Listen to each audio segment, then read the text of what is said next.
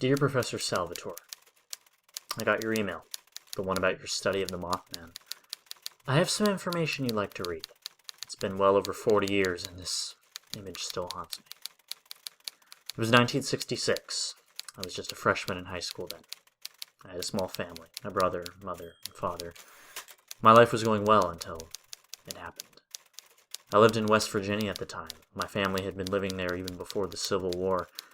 One day my parents couldn't pick me up from school, so I had to walk home. The day was bitterly cold. My breath left a fog of condensation. It was the middle of December, and the snow started to get higher. I walked towards my house. Each step made me very cringe. I kept going, even though there was something was about to go horribly wrong. I took the forest trail that day.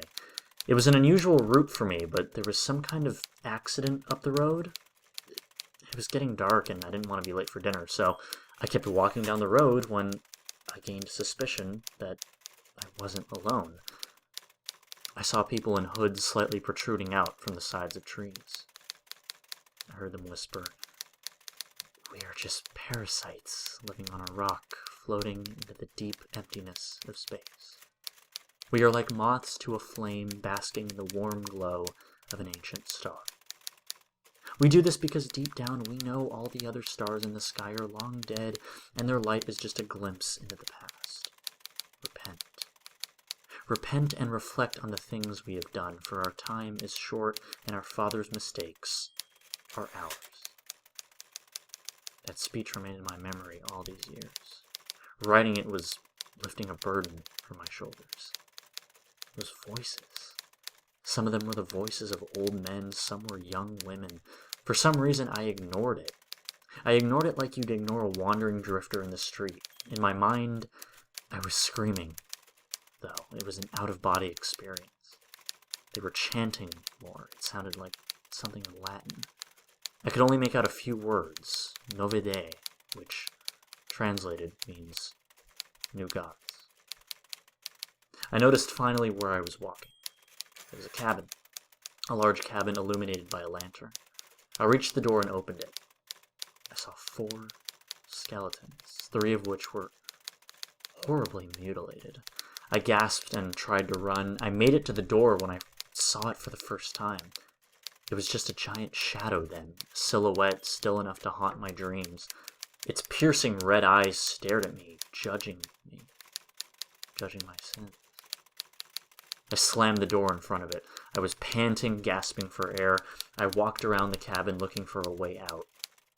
I quickly examined the skeletons. There was a bullet hole in each of their heads. 3 were in beds and were disfigured. Somehow they had an extra bone attached to their arm. I know this sounds a bit weird, but there was no other way to describe it. They were missing both their hands, and their legs had been shortened. Their teeth were sharpened to a fine tip. They were all long dead. The other man obviously was the one who killed them. He wore a lab coat and had a gun in his hand. He probably killed all of them and then himself. I still had no idea why. There was a clock. The clock was stopped at 3:03. I heard some kind of screech coming from outside. I picked up the gun from the skeleton and an extra clip I found in a drawer. I held the gun in one hand and the doorknob in the other hand. I somewhat knew how to use a gun from my uncle, taking my brother and I hunting. I opened the door and ran. I ran back down the path. I heard it soaring behind me. I kept running. It started to pass me. I stopped in my tracks and slid a bit in the snow where it landed in front of me. I pulled out the gun and shot it. It staggered and started to fly away. It left a trail of blood behind it. I ran home as fast as I could. When I got in, I shut the door and relaxed. My mom dropped the plate she was carrying, and my dad and my brother were staring at me. I was covered in blood and carrying a gun in the middle of the night. I explained my story, and my dad got some of his friends.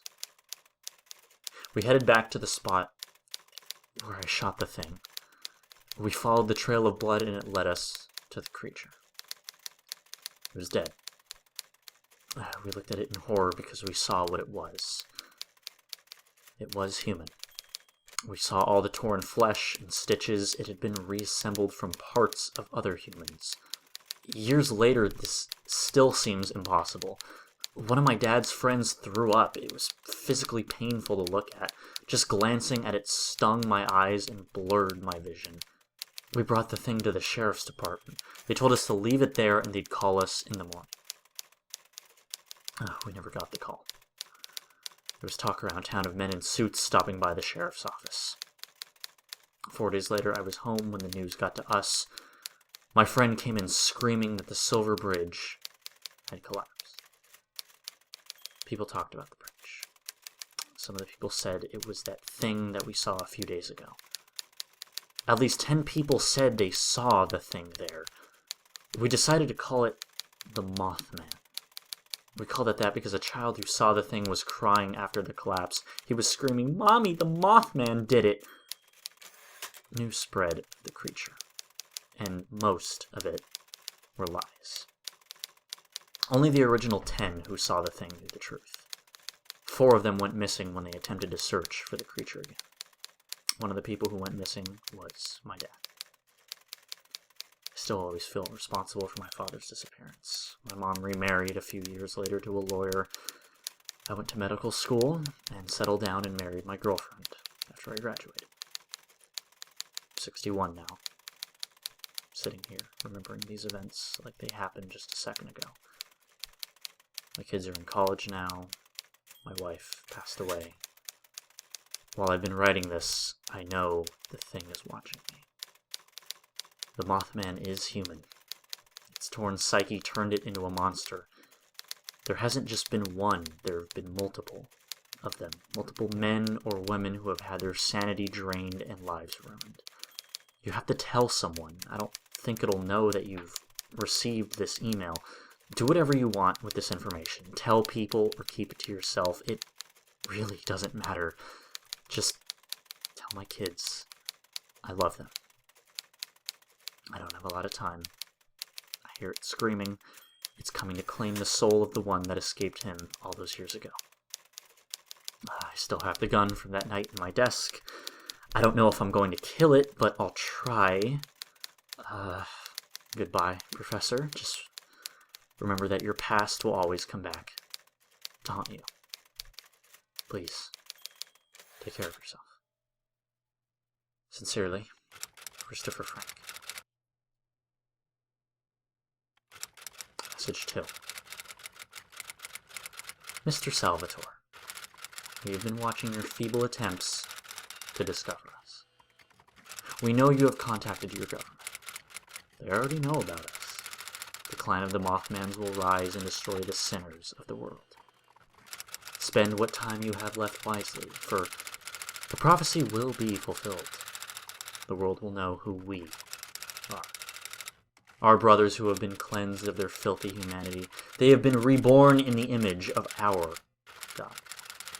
Repent, Jonah, repent. The clan watches.